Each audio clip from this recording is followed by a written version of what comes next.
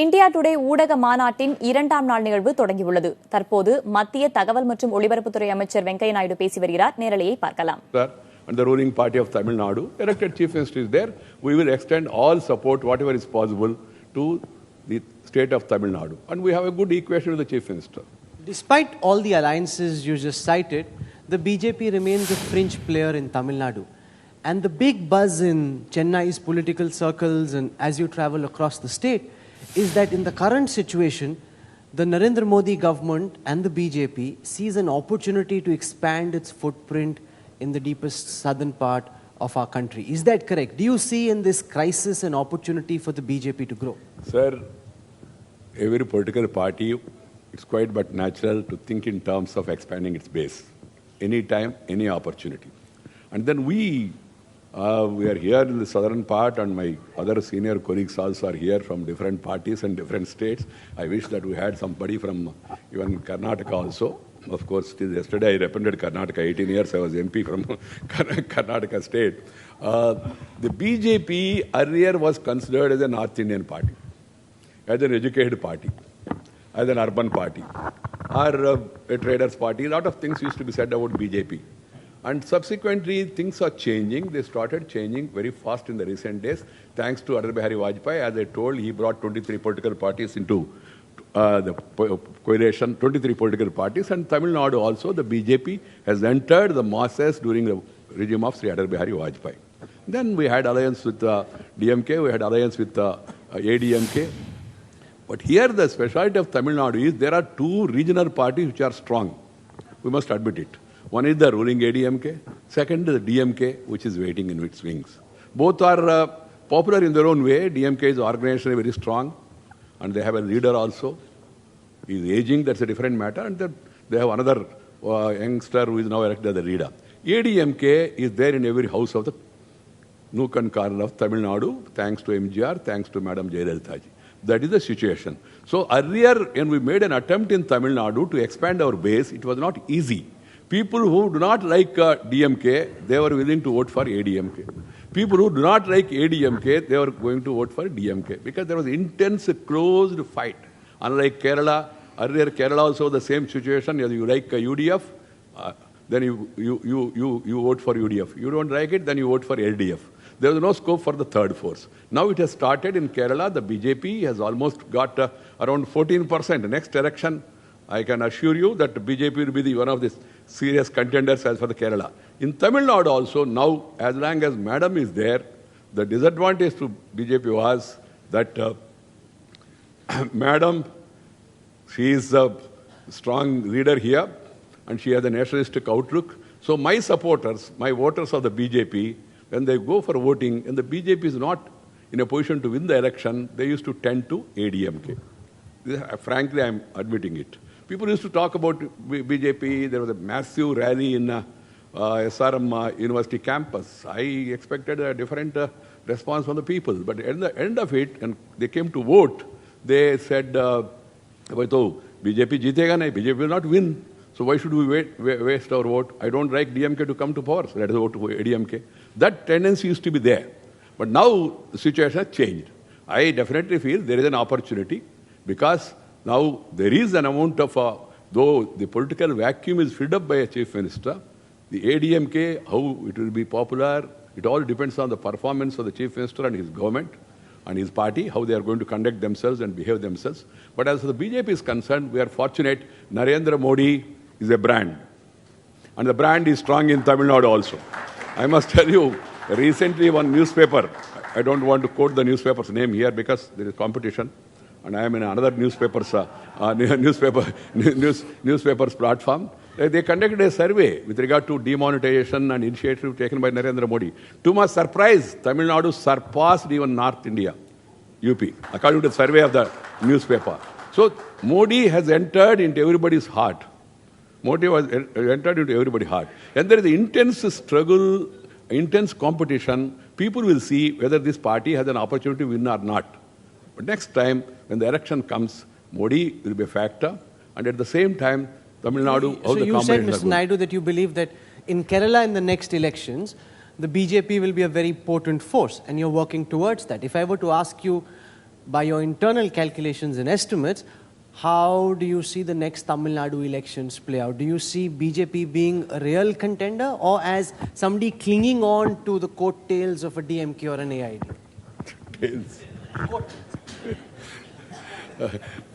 Kerala, I took the example of Kerala because Kerala, the situation is a little different because this Communist Party, Marxist, or the Communist parties and Congress Party, they are fighting against each other. So the situation is different in Delhi. Cooperation in Delhi, operation in Kerala, Thiruvananthapuram, and separation in between is not liked by the people. That's why they are moving towards BJP as an alternative. There's nothing wrong. They have their own policy of cooperating with the Congress because the Communist Party feels BJP is more harmful or dangerous or whatever it is, objectionable to them. So they are supporting with the Congress Party. But you cannot have both. Delhi mein Jai or Thiruvananthapuram mein nahi, aisa hai, nahi, people will not accept. In Tamil Nadu, the situation is not yet clear. By next election, who are going to be the contenders? What is the relationship between DMK and Congress Party? And then what is the relationship between ADMK and the BJP? And how these combinations are going to really work out? Much depends on that. But I am sure, as the BJP is growing across the country, you have now Andaman, BJP MP. You have Kanyakumari, even in Tamil Nadu, BJP MP. You have Kashmir also, BJP government. You have BJP government in Arunachal Pradesh. You have BJP government in Assam. The northeast, east and south, they are the focus areas for the BJP, let me be frank. So we are going to focus more and more on south and more on east in the coming days. In Andhra, we have an alliance with the TDP. We are working together. That's why there is no conflict on that.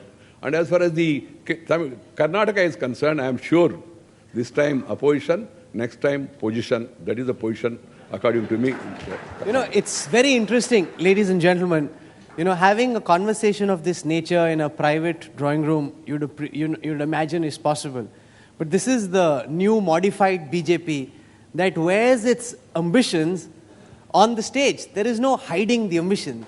Despite the presence of the Chief Minister of Kerala, despite the presence of the leader of the opposition of Tamil Nadu, Mr. Venkaiah Naidu is rolling out his ambition and saying, you do what you will, we will try and beat you. And is that the new modified BJP? Sir, we are not enemies.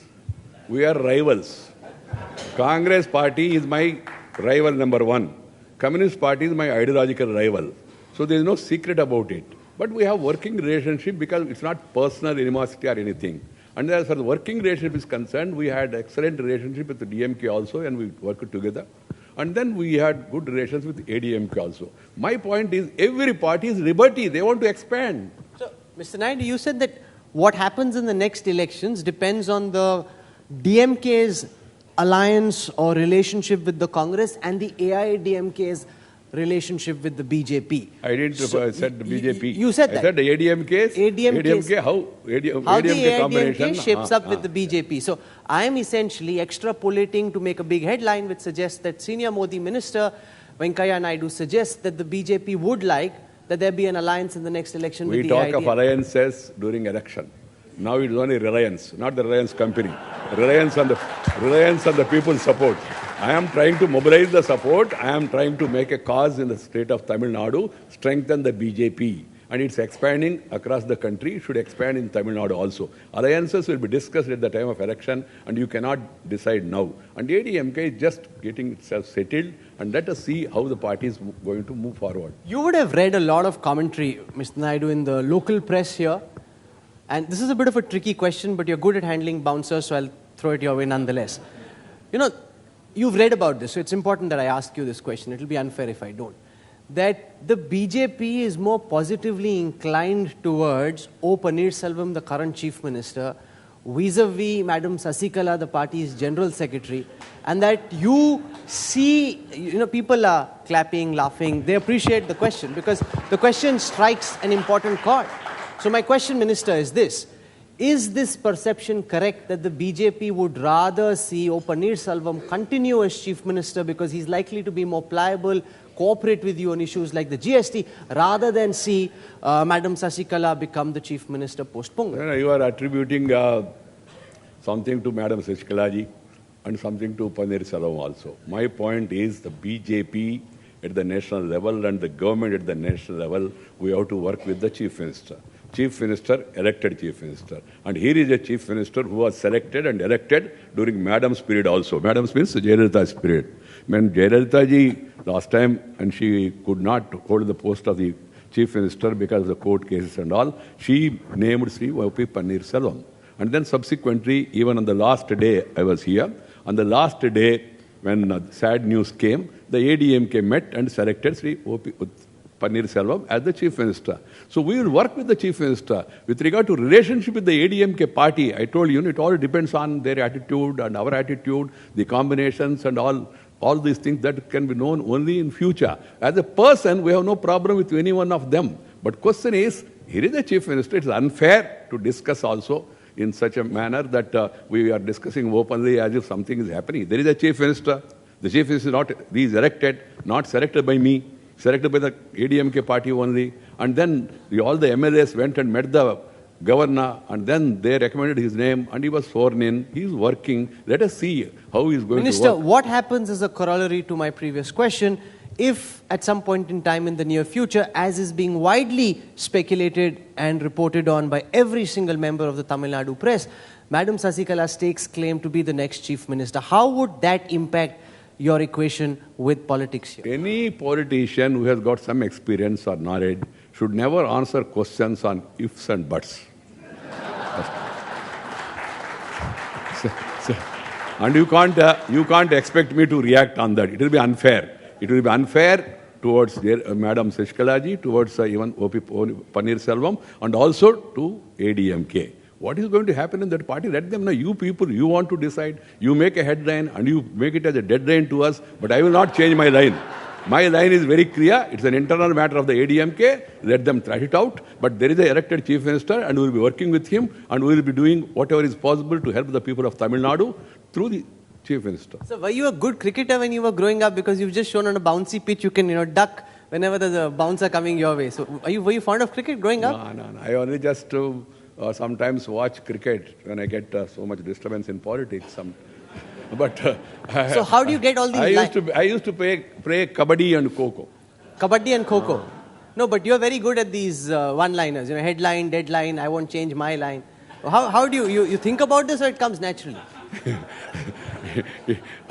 Without thinking, if something is coming out, then what is happening to the other party, my rival? Same thing will happen to my party also. We think, react, and also act. So when you say rival, you're targeting Rahul Gandhi and the Congress. I'm not targeting anybody. Rival is a rival. You're saying they're making mistakes when they're speaking. Now there are a lot of our rivals who are making mistakes to our advantage. Okay, to your advantage. Mr. Minister, I must ask you about, our topic is about federalism. And this question on federalism is in the context of... Is it going to be only a question, or I have to say something and then you ask questions, or they will ask questions? I want to know the format. We are very frank. What is it? No, so the format is we'll continue with questions, and then maybe we have a few minutes left, so we have 6 minutes left. We'll take a couple of questions from the audience. Okay. So now I lost my stream of thought. Federal. Federalism. Thank you. Sir, so Minister, my question was this. Our conversation happens soon after the Tamil Nadu Chief Secretary was raided.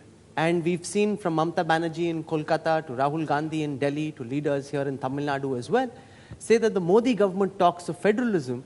Its actions, however, involve using state machinery. Now, whether it is the CBI, the Enforcement Directorate, the Income Tax Department, to try and go after its political rivals. How do you respond to this charge, Minister? Is the former Chief Secretary, former or present, I don't know, because he claimed that he's still the Chief Secretary. I saw in the newspaper that the Chief Minister has appointed another Chief Secretary. I don't know who is the Chief Secretary actually, but whatever it is the former Chief Secretary, is he the rival of the Government of India? Is the rival of the BJP? I don't think so. I know him personally, for information. I know him personally also. I don't know why he made that comment. He should have avoided that. He's an officer.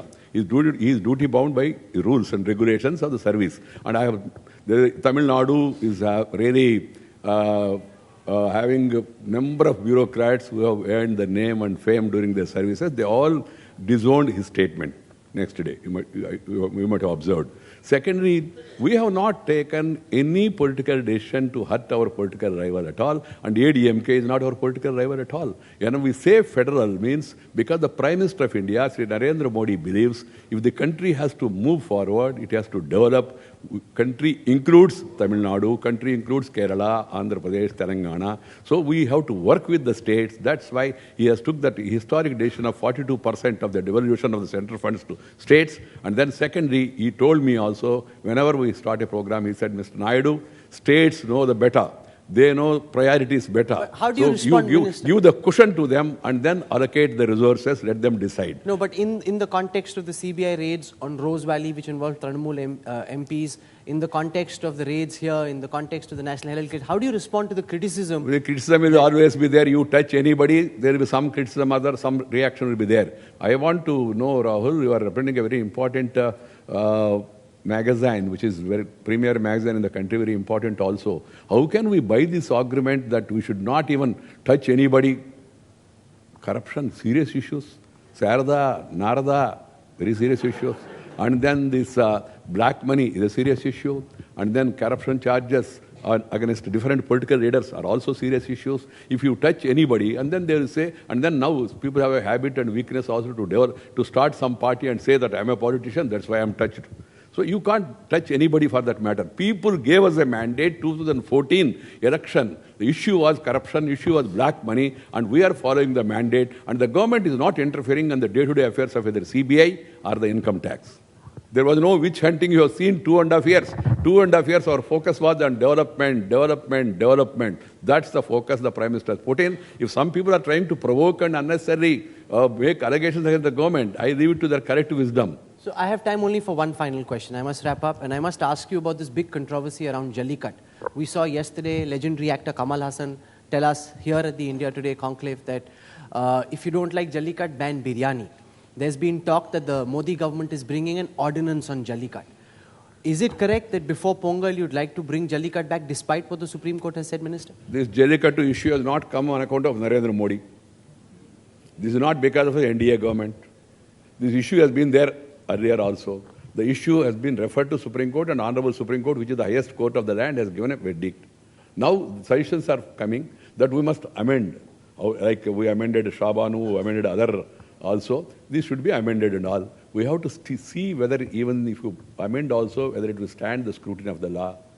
All these things has to be examined, and the government only has a to few take days are left before Pongal. So will something happen this year or are you looking at next year? I can't say anything because number one, I am not dealing with the subject, though Jallikattu, according to me, personally, as a minister, I don't know whether I should say it or not, but this has been a traditional art, a traditional play of the people of Tamil Nadu, and then nobody should have any objection. But when the highest court of the land has expressed a view, I as a minister, I am not supposed to contradict the court stand as of now. Let us see what is going to happen. I will convey the sentiments. I already conveyed the sentiments also to my colleagues there in the central government. Let us see what is going to happen.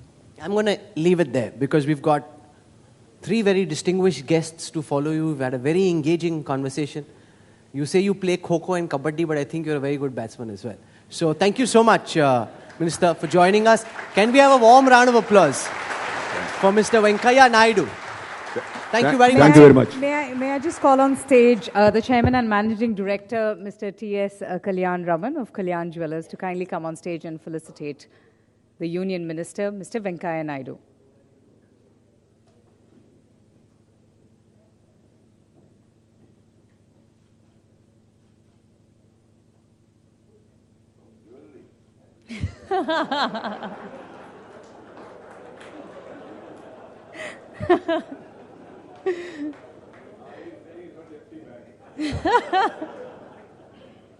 Well, we do appreciate your sense of humor, sir. Thank you so much. Thank you for...